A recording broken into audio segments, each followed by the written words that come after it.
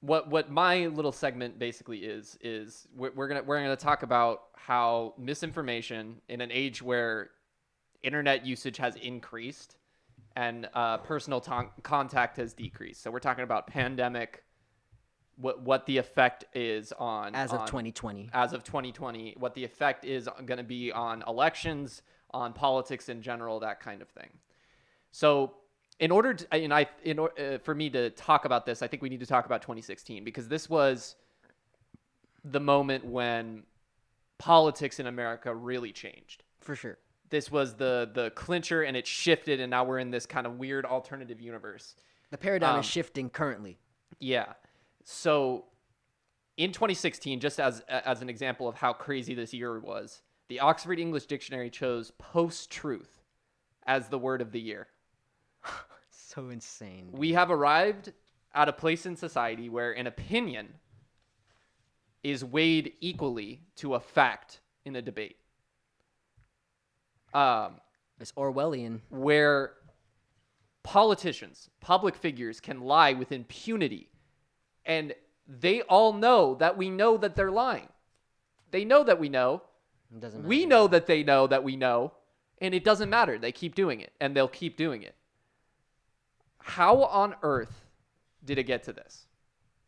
Well, we're dialing our time scales back. In 2016, what were the most prominent events? You have obviously the 2016 presidential election between Hillary Rodham Clinton and Donald J. Trump, and the referendum in Britain on whether or not they should stay in the European Union. I was going to say immigration, which I would say is involved with Brexit and the election. So, both of these events highlighted individually how advancements in social media and social media technology have effects on politics and on cultural narratives. So in Brexit, for instance, when they did the referendum, there was tons of misleading information in the media regarding what Brexit actually meant. They didn't fully inform their voters, and so they went into a referendum with mostly just media turmoil in their head. Headlines, and this is what Brexit will do. This is why it's good for British people. We spend $300 million more on and it's a total lie. That famous stat, or misleading, right? Where it's like true, but the statement after it like leads it to a conclusion where it's not actually the logical step of the conclusion, right? So they're not all lies. It's just like they do sketchy stuff with this information. And then, of course, with 2016, we know this, very well here in America that, lots of lies about, what Hillary had done, what she will do. And it goes for Trump, too. It was both sides. There was lots of misinformation about these two candidates during that time, and it made it an extremely divisive election that caused what we're living in today. Can I bring up one of my favorite debate moments from that year? I just saw a clip of it recently. Freaking Trump is like, Hillary, it's like the beginning of the debate. Hillary's like, I feel like by the end of this debate, I'm going to get blamed for everything that's ever happened in America. Donald Trump goes, why not? Why not? Like, this dude is blatantly about to just say the most ludicrous stuff. He knows he is. And he did. And then he won. Because that's what it is. That's really what it is that people are not looking, and I guarantee you this is social media's fault, and I'll try to prove this to you, but they are not looking for the facts anymore. They are looking for the thing that confirms this bias that they have in their head, right? And we're guilty of it too. Me and Brandon are guilty of it too. Pretty much everyone in this country is guilty of it. You look for the thing that you believe that you agree with. Yeah. So let's get back to 16. We have these two major events happening in the free world. Happening concurrently to this, political groups start discovering the wider capability of the advertising tools and mechanisms within social media platforms such as Facebook, YouTube. And they start exploiting these, and they start showing a lot of political advertisements, particularly Facebook, a lot of political advertisements to people who may be looking for that kind of information. And then you have the repost epidemic, and there's a whole thing in that. A statistic I wanted to mention here was that Pew Research found that a fake story reaches your eyes 6 times faster than a true one. Damn. Wait. Keep reading. That's crazy. And the reason for this, of course, another Pew Research Center poll discovered after 2016 that after the 2016 election that a majority of Americans, 64%, believed that fake news was causing confusion in the election, and 24% of them admitted to spreading it themselves. Yep. So 24% of the people that Pew Research asked are like, yeah, we spread it. Yeah, I spread some misinfo. I lied. I spread the Pepe memes. Yeah. So, I mean, like, this is something that we're complicit in too. This isn't just these big tech companies. We do it as well. But it wouldn't even be in our faces if it weren't for this algorithm that they've created. So the question you must be asking yourself, and this question that I ask myself when I reach this part of my research is, did it actually have an effect? Does fake news, misinformation, misleading information, does it actually have an effect on elections?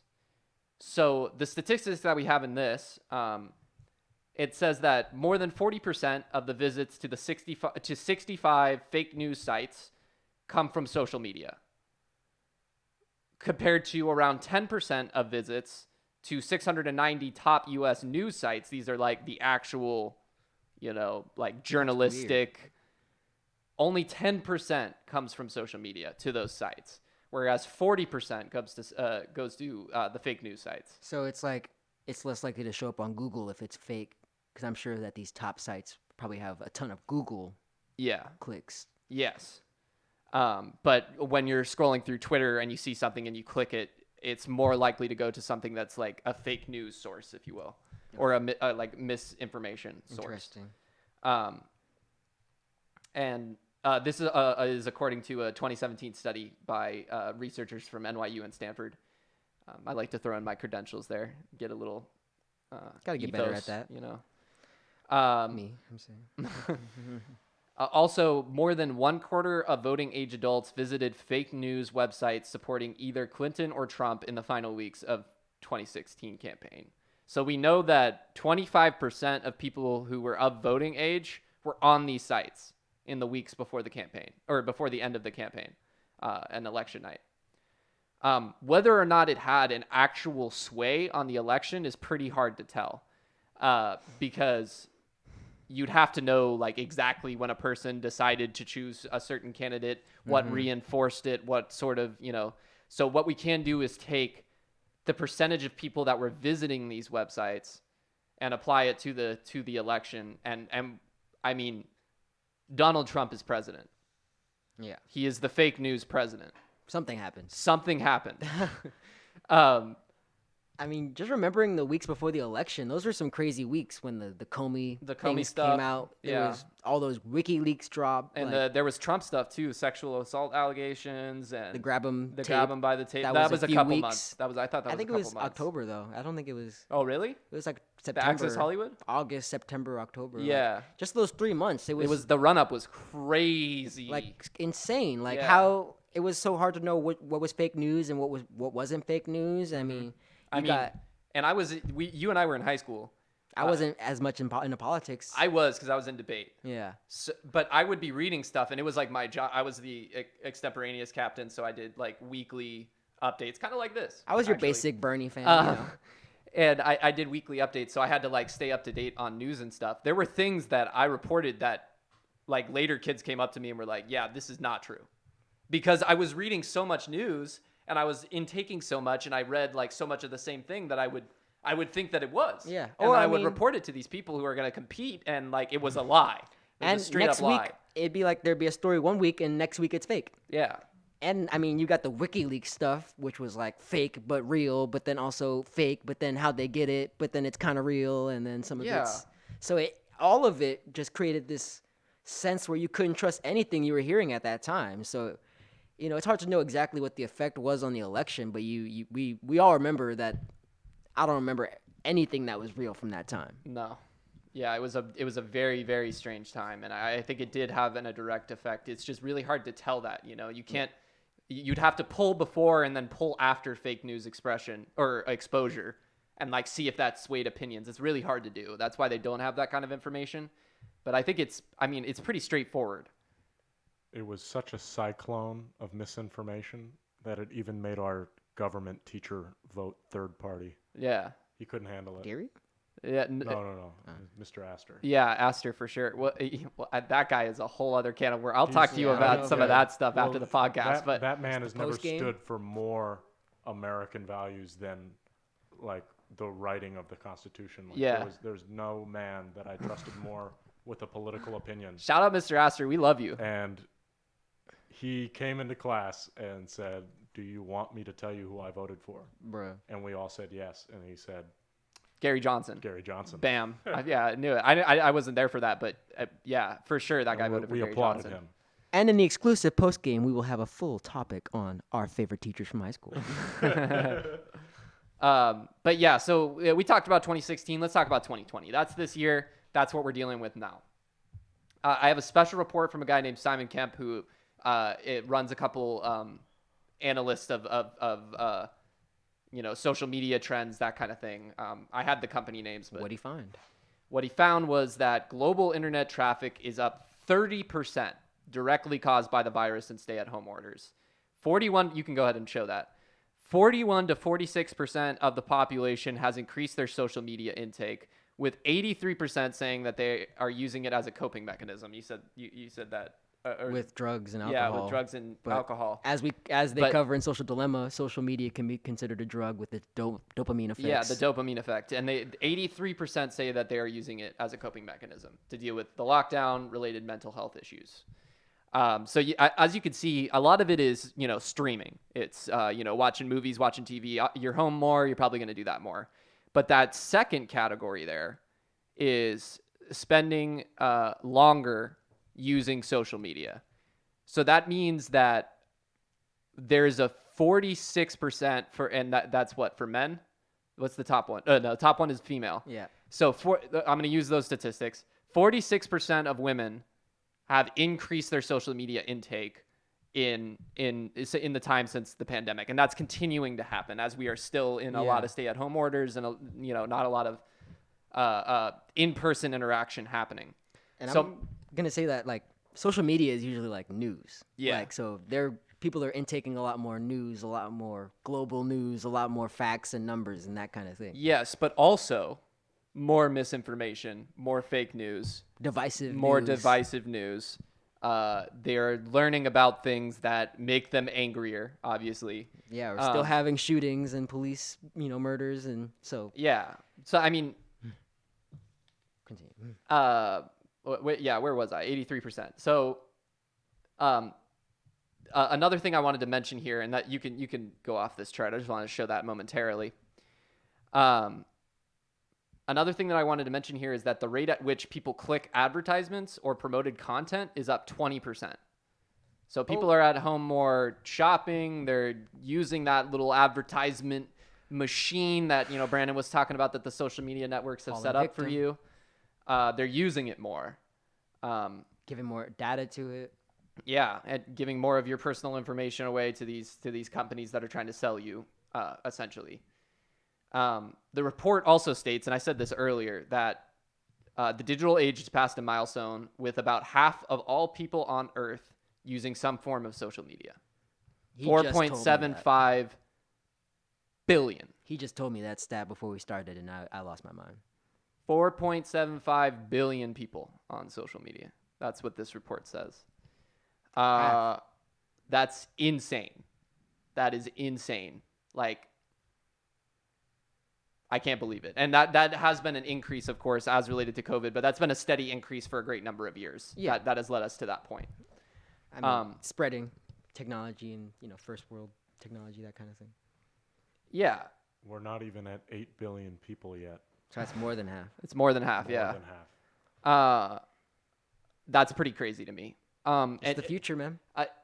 This is, of course, in a time where you don't have the mitigating factor against fake news, which was somewhat of a mitigating factor in 2016, which is the in-person conversation. That's a good point. So when you bring up something that you read Like, for instance, like my mom had this friend for a long time, and he would bring up stuff to her, right? And in that conversation, she was able to say, hey, this is like the more true thing. Like, what you said isn't entirely accurate. She could kind of push him towards like what the real situation is, not the conspiracy theory, not the fake news, not the misleading stuff. That's happening less. We're spending much more time in our social media echo boxes, echo chambers that people are just saying exactly what we've been saying. And then you start hearing the same lie over and over again. You forget that it's a lie. You forget that it's a falsehood, and you start to believe it truthfully when your friends keep saying it, the people that you like on social media keep saying it. It's a major problem, and it's even more magnified as a result of COVID-19. Another thing that I wanted to talk about just very quickly, though, is foreign interference. So in 2016, we know that there was foreign interference in our election. The U.S. Senate's Committee on Intelligence filed a report detailing the interference. They confirmed that and I'm quoting here, the Russian government directed extensive activity beginning as early as 2014 and carrying into 2017 against U.S. infrastructure at the state and local level. They defined infrastructure as like storage facilities, polling places, cyberspace.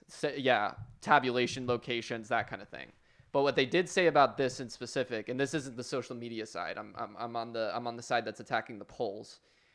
They said that they believe that this was predominantly reconnaissance, which means that it was laying the groundwork and understanding of the situation for a later attack. Understanding our systems. Yes, it's like when like a military operation, like a probe. They send in, they send the drones and they take pictures and they get an understanding of the situation.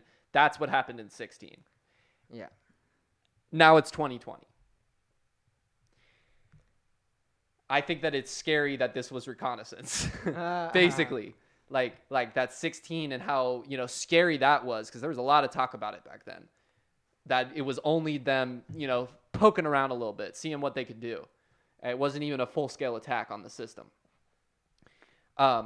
The social media part of that, which was a smaller but more successful part of the interference, according to the committee, there were operatives prepared to release a misinformation campaign regarding voter fraud and the death of democracy on the night of the election if Secretary Clinton won. So we ended up not seeing it because, as we know, Donald Trump won the 2016 election. But if Secretary Clinton had won, they were about to release like an insanely large misinformation campaign to agitate the conservative right into a possible, protest situation, instigating violence. Messy. That was their goal. And that should terrify you if you're paying attention to the news today. It's messy. That should terrify you. It's a switch.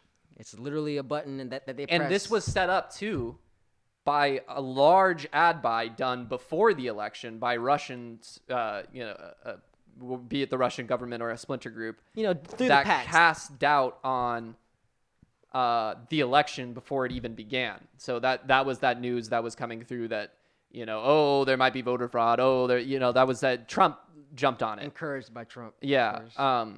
So that was going on in there too. But I wanted to mention, like the actual interference so people don't get confused. It wasn't entirely social media interference. That was only part of their plan, was the Russian trolls. And a lot of these actually, we don't know if they were connected to the Russian government or not, but we do know that they were posting a lot of fake news and misleading information. Usually of the same talking point. Yeah, they're trying to disparage Hillary Clinton and talk up Donald Trump in this particular setting. And now Joe Biden. Yeah, I'll get into that when we talk about this election and what that's talking about. But I had the transition. What I wanted to say in transition, we're working on it, was social media platforms must recognize and actively combat fake news and misleading information, especially when it is paid for by foreign entities with the intent to disrupt our election. It's your job. You opened this Pandora box, and that's why I asked Brandon, not Jack Tunney. That's why I asked Brandon earlier if he thinks, it should be the companies, it should be the government, it should be people. Yeah. These companies did this to us. They are at the very least responsible in trying to solve the problem. Okay, I'll give you a much better answer. I think that it is the company's responsibility, but as you know, with YouTube, like they can't be held responsible for what's posted on their platform, like a publisher kind of law. Right. I do think that law should be changed. Yeah. That I do think companies should be held responsible for what's posted on their account. If, like, for example, there's mass shooters who be on, Twitter accounts, then they follow the same, accounts, and they've been posting these, threatening tweets or Facebook posts, and it's all there on Facebook, and we already know that they see everything and they track everything and they can, go through anybody's account.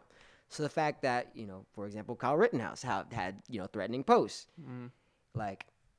Oh, you said his name. We're gonna have to bleep it. It's whatever, man. But this information's there, but it seems like it's not being used to actually protect lives or actually being used to, keep the truth being out there. Yeah. So like that is one direct change that could be done. Yeah, I think that's I don't think that they can solve it. That's something that was also said in the documentary that we watched. Because what is fake news? What is truth? What is misleading? And also who decides? Exactly. But that's the post-truth part of it. Like it's up to you. Here's my thing on it. You created a system that is now adversely affecting our society to its very core. We're talking about suicide rate. The global society. We're talking about depression rate. We're talking about literal elections you're affecting. And racism. Racism. I mean, there was a great example in that one John Oliver episode about Facebook, about how they use it in Myanmar. Mm-hmm. How like they propagate the anti-Muslim. Yeah, like just for saying Muslim and living in Myanmar, they'll give you, anti-Muslim, content. Yes. Just because of the location and one keyword. Yeah, and then genocide. And at one point, they didn't have anybody on their staff that could speak the language. So they didn't know it was hate speech.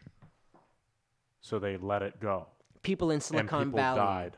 People in genocide. Silicon Valley. It wasn't that people died. There was a genocide. They went out and killed people. They had to flee the country in droves. Yeah. Neglect. Because of people in Silicon Valley who had no idea what they were doing. They're like, yeah, we'll push it into that market. That's the problem with globalization, man. That's the problem with, worldwide capitalism, unregulated globalism. Sure. Okay. Wow. They have Facebook. Wow. They were brought out of poverty. Wow. They got jobs. Okay. But then, Facebook has all these adverse effects.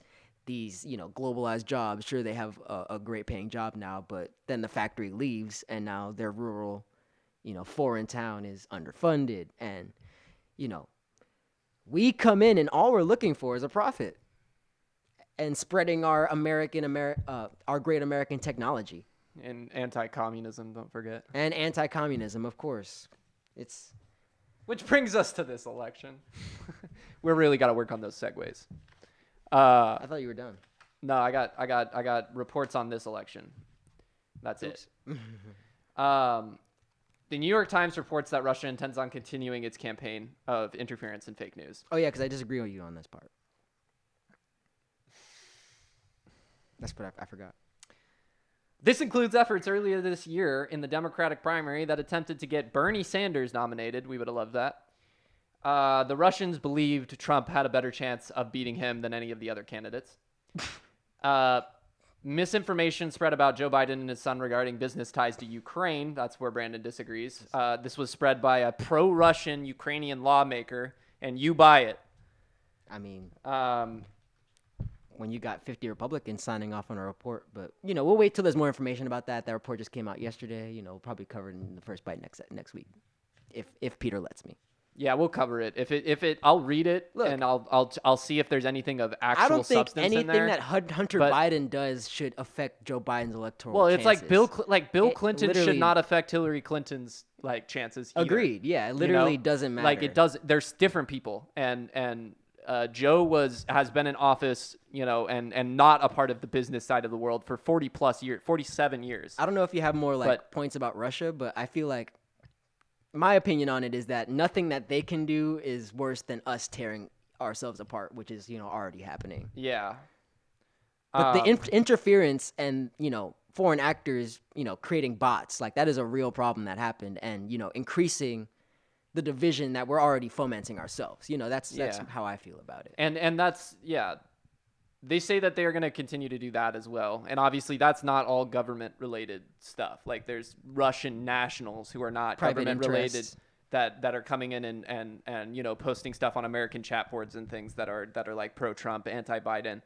The FBI director said last week that the focus of the Russian efforts is to denigrate former Vice President Biden and to support Donald Trump. Trump chastised him, of course, after this because he does it to everyone that says anything that's remotely connecting him to, some sort of Russia gate or whatever. I just don't think it's effective, man. He said that he should have mentioned Chinese interference as well. Let's talk about the Chinese interference for a second. While it is true that American intelligence officials say that China opposes Mr. Trump's reelection, Beijing has not mounted anywhere near the level of covert operations to hamper the president's campaign that the Russians have done for Biden. It's a false equivalency, basically. Yeah. So that's basically what I want to talk about is like this other epidemic that we're dealing with, which is social media, is going to have an effect on this election too. And it's magnified and exacerbated as an issue by the pandemic. And like, listen, this election was going to be messy no matter what. Okay. From day one. From 2016, I knew that this election was going to be messy. Exactly. Okay. But with the complex overlays of the pandemic, fake news, foreign interference, a sitting president who won't agree to a peaceful transition of power, societal breakdown, a pandemic-induced economic crisis, a pending climate crisis, and the nation's largest reckoning with systemic racism in decades. It's like it's a perfect storm. It's the perfect storm. How could you not be depressed? And listen, I think, and I know not everyone agrees with, not even everyone in this room agrees with this sentiment. Oh, no, here he goes. The first step to making things right in this country is practicing your civic duty of voting. Okay? Give me. I want. You want the Biden glasses? Give me. Yeah. There you go. Now you got to smile like I'm a little crooked.